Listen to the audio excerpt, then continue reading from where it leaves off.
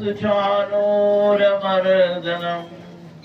देवकी परमानन्दम् श्रीकृष्णं वन्दे जगद्गुरु श्रीकृष्णं वन्दे जगद्गुरु श्रीकृष्ण महाराज की जय। आमच्या गावात आवाज जाईल असं बोला काहीतरी। श्री दत्तात्रेय महाराज की जय। श्री चक्रपाणी महाराज की जय। श्री गोविंद प्रभु सर्वत्र श्री चक्रधर स्वामी की जय। खरंच मराठवाड्याचा आवाज आहे हा। आनंदाची गोष्ट आहे आपण आलात, आमच्या तोडक्या मोडकीचा सेवेचा आपण स्वीकार केला। आपण चांगदेव हरताळा या स्थानापासून प्रसाद वंदन करत करत आज मुक्कामाला, कालचा मुक्काम म्हणजे आजचा समजा, तर या ठिकाणी आपण पोहोचलात। तिथून पुढे आपल्याला नेरीला जायचं आहे आणि उद्यापासून सुद्धा आपल्याला डबल लाभ होणार आहे। डबल म्हणजे प्रसाद वंदनही होईल आणि स्थान वंदनही होईल, असा डबल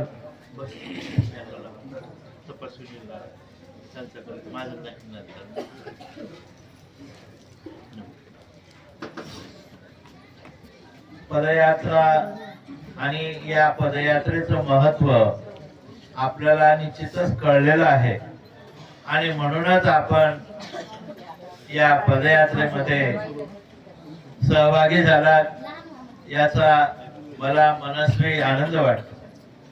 कारण आमच्या देवानी सुद्धा पायी परिभ्रमण केलेलं आहे। कोणी भाग्यवंत असेल त्या भाग्यवंताच्या भेटीसाठी स्वतःहून देव त्या गावाला परिभ्रमण करत पायी चालत काट्या कुपट्यातून चालत गेले आणि भक्तांना आपलं त्या जीवाचं उद्धरण केलं। ती सृष्टीच या जीवाच्या उद्धरणासाठी निर्माण झालेली आहे आणि या परमेश्वराच्या जीवोद्धरण प्रक्रियेमध्ये आपण सहभागी झालात याचा पण फार आनंद वाटतो। बाबा वेळोवेळी मार्गदर्शन करतच असतात आणि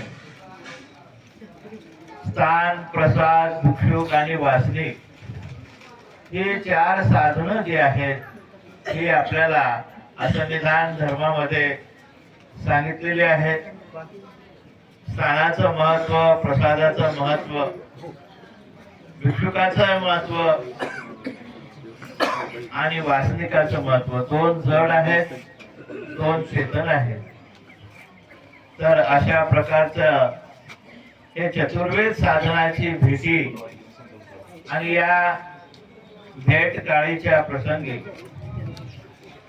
एकमेका भेटल्या हे भेटल्याचा पाडूज आहे। हे म्हणजे आमचे स्वामी सर्वज्ञ श्री चक्रधर महाराज भेटल्याची योग्यता होती। एवढं महत्व तुमच्या पायी चालण्यामध्ये आहे की परमेश्वर भेटल्याची योग्यता आपल्याला पावलोपावली होणार आहे। आपली योग्यता वाढणार आहे। निश्चितच आपली चाल ही अनुसरणापर्यंत जाईल यात शंका नाही।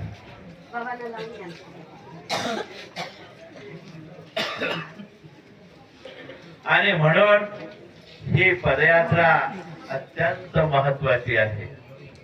परमेश्वर भेटल्याची उत्सुकता ज्याच्यामध्ये आहे त्याने निश्चित या पदयात्रेत सामील झालं पाहिजे।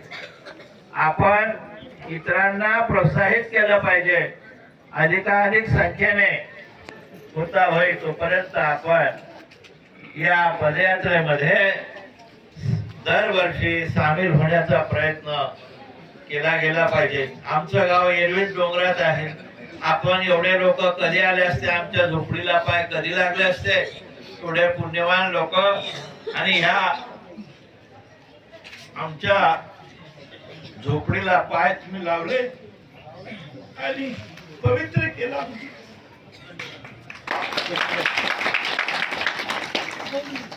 सेवेची संधी दिली. अशीच वारंवार आपली सेवा करण्याची आम्हाला संधी प्राप्त व्हावी असे मनोकामना व्यक्त करतो आणि आपल्या पुढील प्रवासाला शुभेच्छा देतो. या पदयात्रेमध्ये जे संयोजक मंडळी आहेत,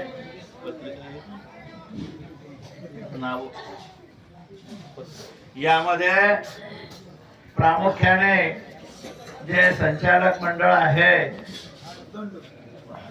त्यात रात्री ज्यांचं कीर्तन ऐकलं असे ते परमपूज्य पट्टाधिष्ठित महदाचार्य कीर्तनकार, त्यांचं नाव आपल्याला माहितीच आहे, विजय गावकर शास्त्री, रमेश राज शास्त्री विजय गावकर. त्यानंतर परमपूज्य पट्टाधिष्ठित महंत श्री मनोहर दादा मसाले. त्यानंतर आदरणीय आमचे परमस्नेही परमपूज्य पट्टाधिष्ठित महंत श्री दत्तराज दादा भोजने सेलू. बाबांचा मार्ग या ठिकाणी 2 महिने होता सेलूच्या बाबांचा, पण हे बाबा काही आले नव्हते. आज त्यांचे पाय लागले. आमचं भाग्य. परमपूज्य पट्टाधिष्ठित महंत श्री महेंद्र मुनी कपाटे हे बाबा पण आमच्या इथे कधीतरीच येतात. त्यानंतर बोराळ्याचे परमपूज्य पट्टाधिष्ठित महंत श्री मोती बाबा. त्यानंतर परमपूज्य पट्टाधिष्ठित महंत श्री गुंजटकर बाबा कोठी हे पेठ पिंपळगावचे. त्यानंतर परमपूज्य पट्टाधिष्ठित महंत श्री सायराज बाबा कपाटे संभाजीनगर. त्यानंतर परमपूज्य पट्टाधिष्ठित महंत श्री सारंगधर बाबा कोठी पेठ पिंपळगाव. त्यानंतर परमपूज्य पट्टाधिष्ठित महंत श्री मधुकर दादा धाराशिवकर आणि परमपूज्य महंत श्री श्याम दादा दामोदेकर. परमपूज्य महंत श्री मयंकराज बाबा भेंडे गावचे. परमपूज्य महंत श्री मुरलीधर दादा मसाले लिंगापल्ली. त्यानंतर परमपूज्य महंत श्री मुकुंदराज दादा नांदेडकर भावेश्वर येथील. असे हे संचालक मंडळी आणि यांच्यामुळे आम्हाला आपल्या सर्वांच्या भेटीचा योग जुळून आला. आपल्या सेवेमध्ये आमच्याकडून काही उणिवा राहिल्या असतील तर आपण पदरात घ्यावे आणि आम्हाला उदार अंतःकरणाने गैरसोयीबद्दल क्षमा करावी. तरी आपल्या सर्वांचे मी या ठिकाणी आभार मानण्यापेक्षा कृतज्ञ राहू इच्छितो. सर्वत्र श्री चक्रधर स्वामी की जय. त्याचप्रमाणे या तपस्विनी आया पण आपल्या सोबत आहेत, त्यांचे अत्यंत ऋणी राहू इच्छितो. श्री दत्तात्रय महाराज. धन्यवाद बाबाजी. सुंदर असं मार्गदर्शन बाबांनी आपल्या सर्वांना केलेलं आहे आणि आपल्याकडूनही कळत न कळत काही दोष घडला असेल तर या ठिकाणी बाबा बसणार आहेत. सर्वांनी बाबांना भेटावं, दंडवत करावा. आता सूचना आपण देतो, परंतु आपण तसं सूचना झाली नाही, कोणा भेटायचं म्हणतच नाही मी अजून.